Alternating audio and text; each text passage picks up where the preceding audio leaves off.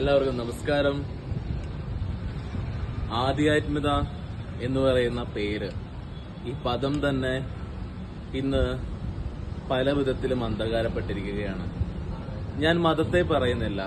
മതം ഒരു വിശ്വാസമാണ്, അതിനൊരു അർത്ഥവുമില്ല. ഏറ്റവും വലിയ തെറ്റെന്ന് പറയുന്നത് വിശ്വാസമാണ്. വിശ്വാസമായതുകൊണ്ട് അതിനെ പരാമർശിച്ചിട്ടും ഒരു കാര്യമില്ല. അത് വരും ജനറേഷൻ, അത് റിയലൈസേഷനോടുകൂടിയിട്ടാണ് പുതിയ തലമുറ അതിനെ കൈകാര്യം ചെയ്തുകൊണ്ടിരിക്കുന്നത്. എന്നാൽ സ്പിരിച്വാലിറ്റിയിൽ തന്നെ പല വിധങ്ങളാണ്, പല രീതിയിലാണ്.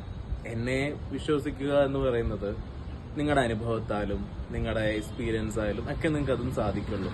അല്ലാതെ ആർക്കും എന്തും വാക്കുകൊണ്ട് പറഞ്ഞ് ബലപ്പെടുത്താൻ പറ്റുന്ന ഒരു കാലമാണിത്.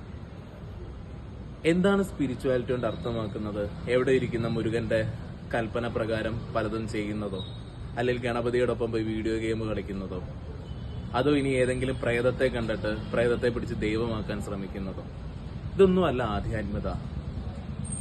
നിങ്ങൾ മനസ്സിനെ ശൂന്യമാക്കാൻ ഉള്ളൊരു വിദ്യയാണ് ആധ്യാത്മികതയിലൂടെ പഠിക്കുന്നത്. നിങ്ങൾ എപ്പോഴാണ് ടോട്ടൽ സറണ്ടറിങ്ങിൽ നിങ്ങളുടെ പ്രാണകുണ്ടലിനി ഉയർന്നുകൊണ്ട് നിങ്ങൾ എത്തുന്നത്, അന്നാണ് നിങ്ങൾ റിയൽ സ്പിരിച്വൽ എന്ന് പറയാൻ, അല്ലെ അവേക്കിംഗ് എന്ന് നിങ്ങളെ വിളിക്കാൻ പറ്റുള്ളൂ. ശൂന്യതയിൽ തന്നെ പല ലെവലുണ്ട്. അർത്ഥശൂന്യതയുണ്ട്, സൂര്യശൂന്യതയുണ്ട്, ചന്ദ്രശൂന്യതയുണ്ട്, ഏറ്റവും ഒടുവിലെ സമാധി ശൂന്യാവസ്ഥയുണ്ട്. ശൂന്യതയിൽ തന്നെ പല ഡിഫറെന്റ് ലെവലുണ്ട്. അതിൽ ടോട്ടൽ സറണ്ടറിംഗിൽ ആര് എപ്പോൾ എത്തുന്നു, ആ ശൂന്യം നോ മൈൻഡ് സ്റ്റേറ്റിൽ എത്തുന്നു, അവർ മാത്രമേ കോൺഷ്യസ്നെസ്സിലെ അവർ ഒരു റിയലൈസേഷനിലേക്ക് പോകുന്നുള്ളൂ.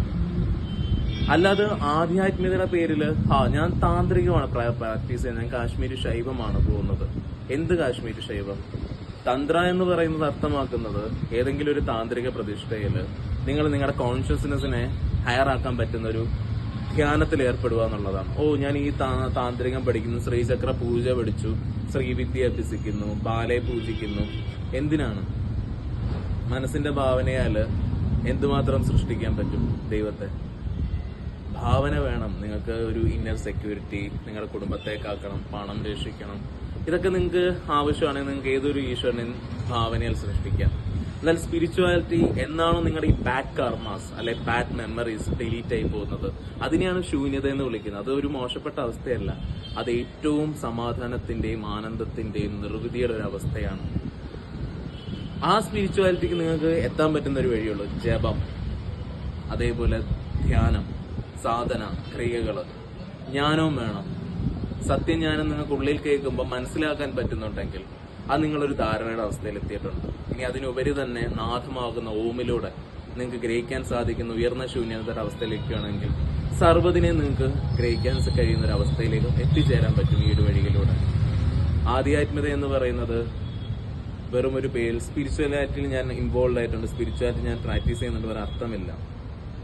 എന്തിനാണ് പ്രാക്ടീസ് ചെയ്യുന്നത്?